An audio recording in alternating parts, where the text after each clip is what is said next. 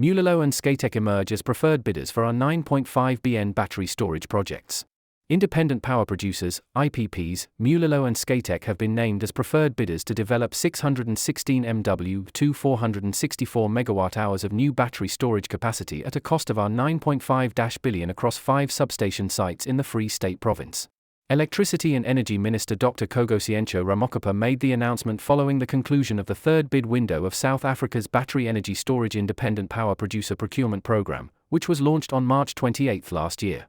A total of 33 bid responses were received by the November 28 bid submission date, and Ramokgopa announced that South African IPP Mulilo had emerged as the preferred bidder across 4 of the sites, with the following projects.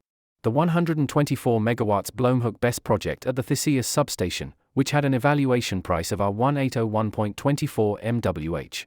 The 123 MW Erfdeel BESS project at the Everest substation, with an evaluation price of R2157.29 MWh.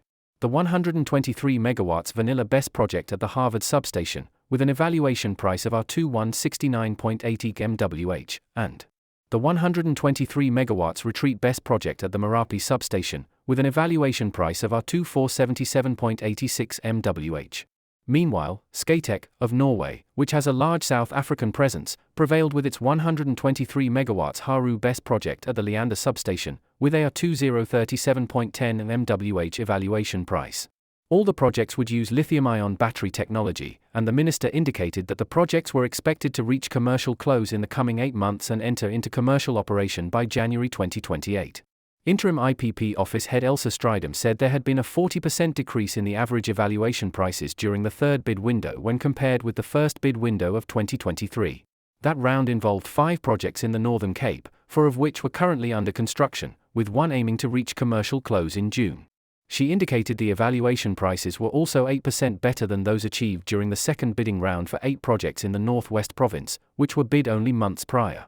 Those projects are expected to achieve commercial close by March next year. Strydom attributed the decline in costs to a combination of technology learning and the fact that South African financial institutions had become more comfortable with battery storage. As with the previous 2 bidding rounds, the projects had been procured under a 15-year power purchase agreement framework and had been evaluated primarily on price, but were also scored using socio-economic and transformation criteria. Across the 3 rounds, projects with a combined investment value of R30 billion and 1,744 MW, with 4 hours storage, had been procured in line with a ministerial determination published under the 2019 edition of the Integrated Resource Plan, IRP. Ramokgopa said any additional battery procurement would be based on the 2025 edition of the IRP, which was currently being discussed at the National Economic Development and Labour Council, NEDLAC. He indicated that the NEDLAC process should be concluded during June and that he was optimistic that Cabinet would approve the update before the end of July, making no reference to ongoing disquiet both over the content of the draft and unhappiness with the lack of consultation. Besides storing mostly solar-generated electricity for use during the morning and evening peaks, the minister said the projects would also provide ancillary services to the National Transmission Company South Africa, which had selected the 5 sites, as had been the case in the previous rounds.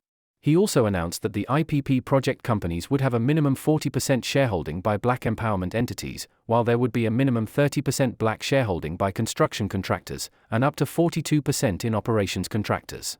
However, he expressed a desire for the emergence of full-fledged black-owned IPPs in future. The 2 successful project companies had also committed to preferential procurement of R3 billion from broad-based black economic empowerment companies and to a local content spend of R3.7 billion.